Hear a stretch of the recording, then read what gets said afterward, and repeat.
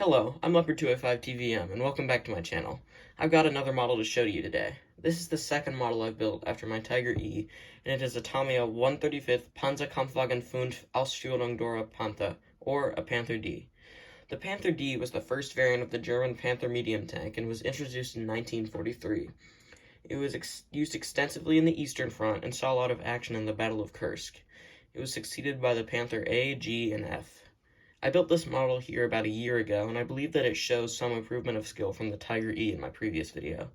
This model is just of an incredible quality. It shows Tamiya's commitment to making great kits. The details on the hull and turret are just incredible, and the cast steel textures, weld lines, and flame cuts are all present.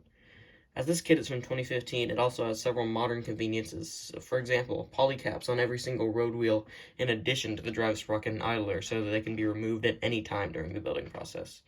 Now let's look at some details. So, here, this was a really fun kit to build.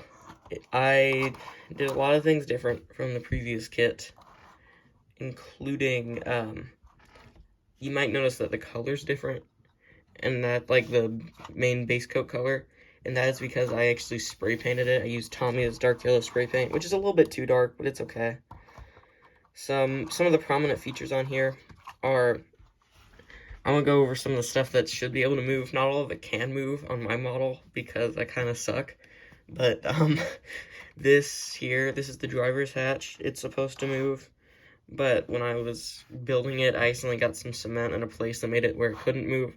And then when I picked it up one time, I accidentally broke that top off. I called this the driver's hatch, I think, sorry. This is the driver's vision port. I broke this top cover off, so I had to super glue it on, so now none of it moves. This part is the machine gunner port. It doesn't move. You just glue it, open or close, whatever you want. These hatches are supposed to move, but I, had them open during the spray painting process, and now you can barely move them. Let's see if, oh, I got one. Cool. They're just really stiff now. But it's designed where you can have these hatches open or closed at any point during the building of the model, which is a nice thing. Give a little circle around it before I go into some more details. Probably should have done that first. But let's go to the turret here. Oh, right. This model includes a functional gun lock that flips up and down, which I think is really cool. So let's take off the turret. And this is a nice turret. The only quarrel I have is that the gun system is really just overcomplicated. Like, they use polycaps in it and a bunch of different parts, and they really just overcomplicated it. But the gun is a one-piece barrel, which is nice. The muzzle brake is like 3 pieces. I don't know if that trade-off is worth it. Let me see if I can get it focused here. Yeah, the muzzle brake here is like 3 pieces. There are 2 pieces on either side, and there's a central piece that holds it together, and that was a little bit weird to build. The smoke launchers, they actually weren't as hard to build as I thought they would be. They're pretty simple, pretty nice, easy thing. This hatch on the back here, this is designed to be able to move, but it's really fragile and just weird, so I ended up cementing it in place. But it's cool. The escape hatch on the back, I should say. The commander's cupola moves. It's pretty simple design. It's not very detailed. It's got, big open windows. It's okay. But pretty nice detail on the turret. I screwed up on the decals. I had a perfect decal job, but then I accidentally grabbed it before it was done. The decals were done drying, so I destroyed the 344 there. That's the number, right? 445, sorry. The 445 right there. And then I destroyed the Panther on that side by doing the same thing, which sucked. But, we don't talk about that. But yeah, so there's the turret. Set that out of the way. The hull looks great. Oh my gosh. So we got the nicely recreated side skirts, which you can take on and off freely. They're really thin, so they look realistic. Let me get it lined up with the camera. I painted the camo on there. I tried out some mud stuff on there. Nothing on the back. You can get a good look at the running gear and the tracks. This kit includes rubber tracks, and they worked really good. You can glue them together with cement, and you don't need super glue, which is very convenient. It's very well designed. As you can see, the back there has nice details. The exhaust and the stowage boxes look phenomenal. I love those. Got the jack there, little decal. Engine deck is super detailed, and it's really hard to see. I don't know if I'll be able to get it in a way that the camera can see, but there are a little gray. Here, hold on. I think I can grab something, like a flashlight.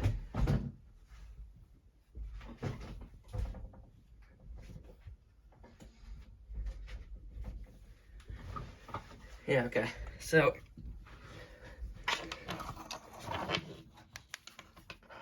I think you can see in there that little dark gray piece. They have parts that go underneath the cooling vents just to add some detail, so that it's not just, you know, blankness in there.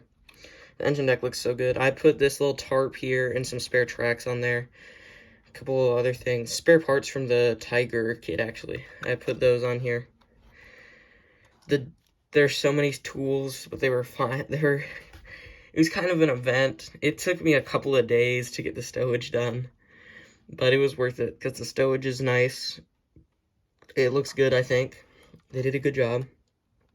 Not all of it's super glued on, like these little discs that I still don't know what they are. Those are just sitting on there by friction. The tow hooks, oh goodness, why? Okay, then the super glue came off of that, but that's okay. It's not the end of the world. This wire, it's some like jewelry wire, I think. That my mom's jewelry wire that I just used to make an antenna. Yeah, that's the main stuff. So yeah, this isn't like something as bad as, this isn't something like the last one, where nobody else has ever made a video on this. Andy's Hobby Headquarters has made a really good video going over the kit and building it. And it's like, he's a good modeler, better than me, but I just wanted to show off mine. It's really hard to get the turret back on too, because the turret, oh god, the edge of the turret protrudes so much over the part that goes into the turret ring. So it's really hard to find like the little holes that you put it into. Sorry, I know you're getting like bad camera shots right now, but okay, I got it. So yeah, that is my model. Put it back in the gun travel lock there. Decent details. Let me get that refocused. Oh gosh, how long has that been out of focus for? Sorry. Still working things out as I go. I'm just using my phone as a camera, so. But yeah. Got some nice little details. I'm happy with how this turned out for my second model.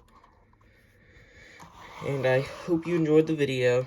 Please leave a comment if you have any feedback, and leave a like if you enjoyed the video. You can subscribe if you want. I don't know if there's much point, but yeah, thank you for watching, and I'll see you again soon.